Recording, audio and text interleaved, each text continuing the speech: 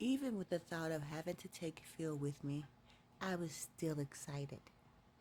This was going to be my first time going to church. Although my mother was a Baptist, she didn't practice anymore. And my father was agnostic. And so church in our family was never a huge thing. My parents set me down long ago and talked to me about their religious choices. They told me that I was free to choose whichever path I liked. And right now, I was starting to like Christianity. Most of my friends went to church, and that meant they got to hang out in the summertime together at times that I wouldn't normally get to be there. So even though I had to take Phil with me, I was still excited. It was a big day. I could grab my good pants and a nice shirt that my mother set out for me the night before, and slowly I started to sneak to the bathroom. Yes, I said sneak.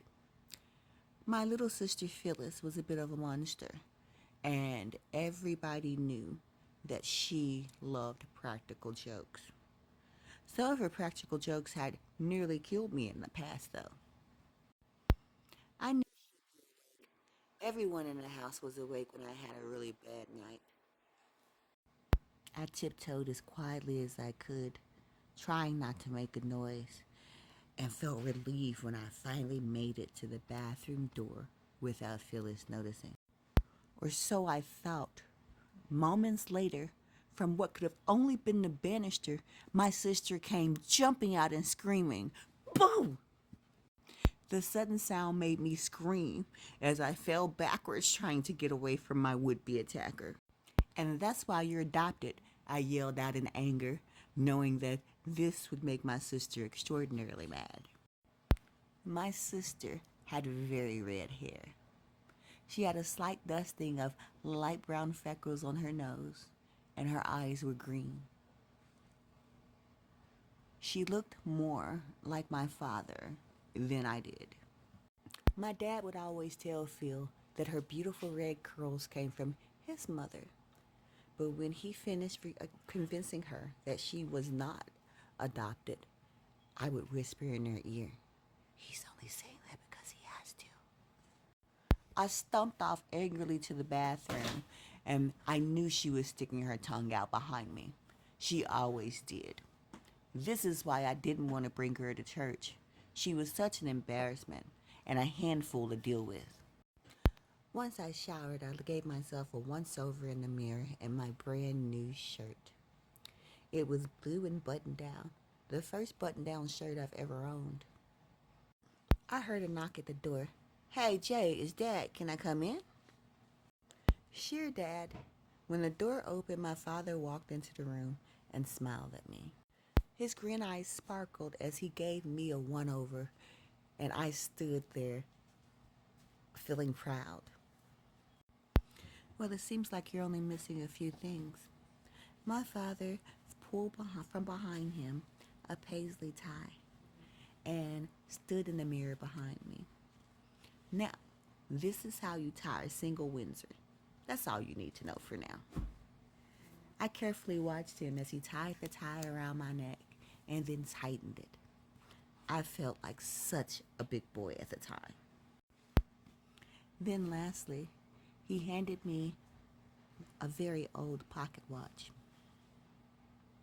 "Now I'm trusting you with something very, very important.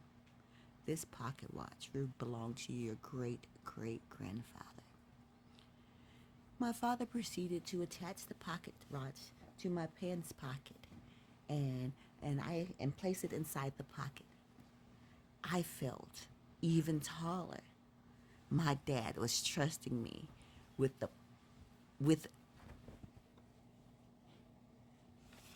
my dad was trusting me to carry the stopwatch that he never let me play with. This was a big deal.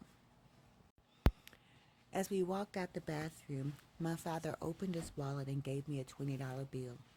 "Son, at these things, it is very, very custom to give money because they pass around a collection plate in order to Keep the church going. My mother snorted. Joe, you know you need to give that boy $20 in ones. Do you realize how many times a collection plate goes around the room? Well, Mary, is he going to church or a strip club? My father asked sarcastically. 6 of one, half a dozen of the other, Joe. Think about it. My parents kept laughing, although I had no idea what was so funny. 6 was the number 6, and half a dozen was 6 too. I swear I was sometimes confounded by adult secret language. My mother fussed with my sister's locks at the breakfast table as she my mother fussed with my sister's hair at the breakfast table, brushing it back into a nice high ponytail. Now I want to see this same ponytail in your head when you come home. Do you hear me? My sister looked up with her innocent green eyes. Yes, Mommy. But we all knew we'd be lucky if Phil made it home with both her shoes. She couldn't keep up with anything. My mother had dressed Phil in a bright pink shirt and yellow pants. She wasn't a traditionalist and refused to send Phyllis out wearing a dress while riding a bike. We finished breakfast and Mom kissed us both. Then we went to grab our bikes and start the long ride to Simon's house. Simon was my very best friend, although his family was a little bit unconventional.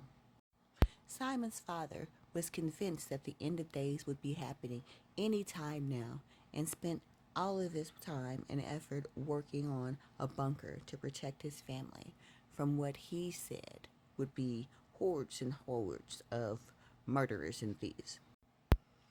Both Simon and I thought this was delusional, though neither one of us were brave enough to ever say it to his father's face. Why are we going to church anyway? Whined my sister as we slowly walked our bikes down the rocky road leading up to Simon's house.